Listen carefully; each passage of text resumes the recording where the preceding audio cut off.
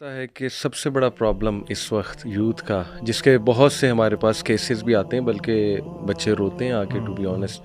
अभी तकरीबन 1 महीना पहले मेरे पास 18 साल का बच्चा आया और वो मतलब फूट फूट के रोने लग गया लिटरली। और उसने अपने पेरेंट्स को बहुत कुछ कहा, ब्लेम किया कि जी वो समझते नहीं मेरी नीड्स को, और हमें पता होना चाहिए हम कितने फितने के दौर में रह रहे हैं, हम क्या करें, जहाँ हम जाते हैं वहाँ पे फितना है, तो मैं कैसे अपनी सेक्सुअल डिज़ायर्स को पूरा करूँ, यानी मैं क्या करूँ। आप लोग कहते हैं कि मैस्टरबेशन गलत है, फिर ये गलत है, वो गलत है। तो मतलब वो इतना अंदर से मतलब भरा हुआ था ना कि he literally exploded in front of me.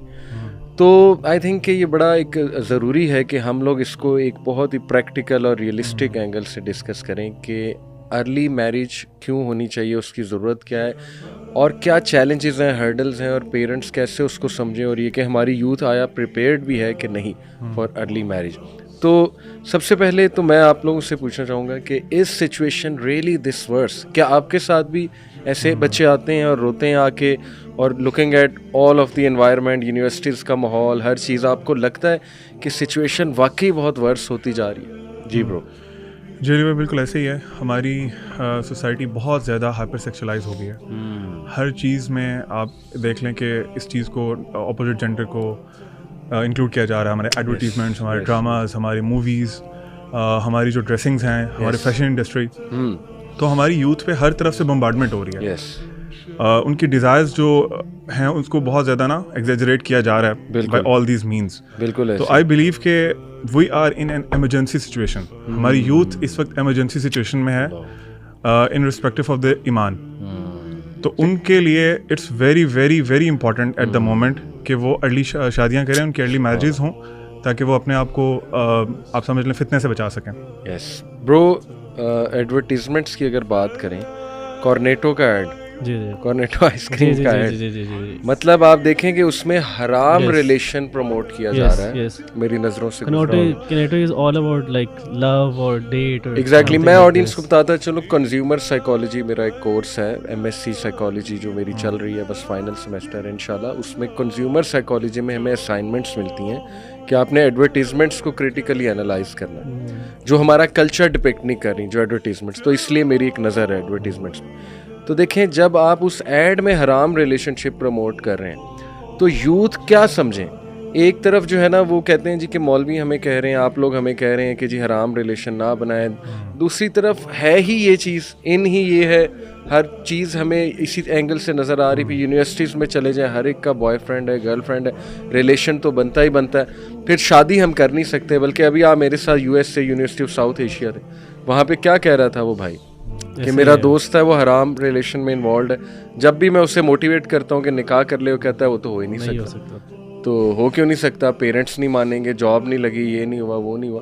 तो how do you look at the situation? आप चूँकि वॉलंटियर हेड भी हैं, आपके पास भी आके रोते हैं बच्चे। एक्चुअली अली भाई, सिचुएशन यही है कि जो हमारी यूथ है ना, स्पेशली उनका जो सबसे बड़ा प्रॉब्लम ये है कि ना उनको कोई अंडरस्टैंड नहीं कर पा रहा। और जो पेरेंट्स हैं, टीचर्स हैं, तलीमी इदारे हैं, देखें हमारे तलीमी इदारे सबको पता है, इसमें कोई ढकी छुपी बात नहीं है।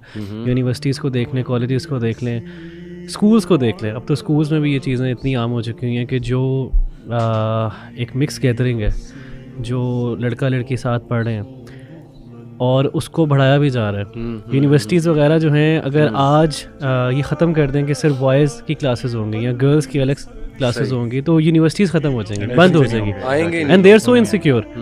तो वो खुद इतना ज़्यादा हाइपर कर रहे हैं बच्चों को, लेकिन चैनलाइज नहीं करवा रहे, सुन नहीं रहे। वो कह रहे ठीक है, हो रहा है तो होने दो। इस तरह पेरेंट्स हैं, उन्होंने आंखें बंद की हुई हैं, टीचर्स ने आंखें बंद की हुई हैं, क्योंकि उनको पता है कि अगर हम इनको इस तरफ लेके जाते हैं तो यूनिवर्सिटीज़ में कौन आएगा या कॉलेजेस में कौन आएगा।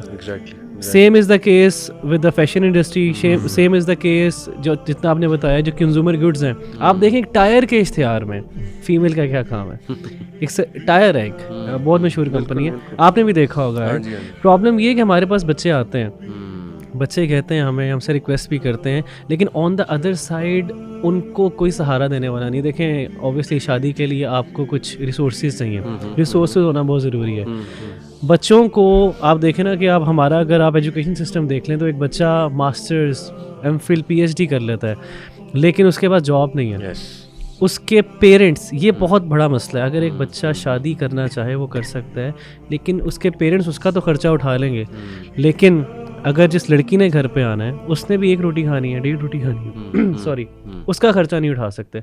तो पेरेंट्स खुद भी इस चीज़ को कवर नहीं करना चाह रहे। Same is the case with education sector.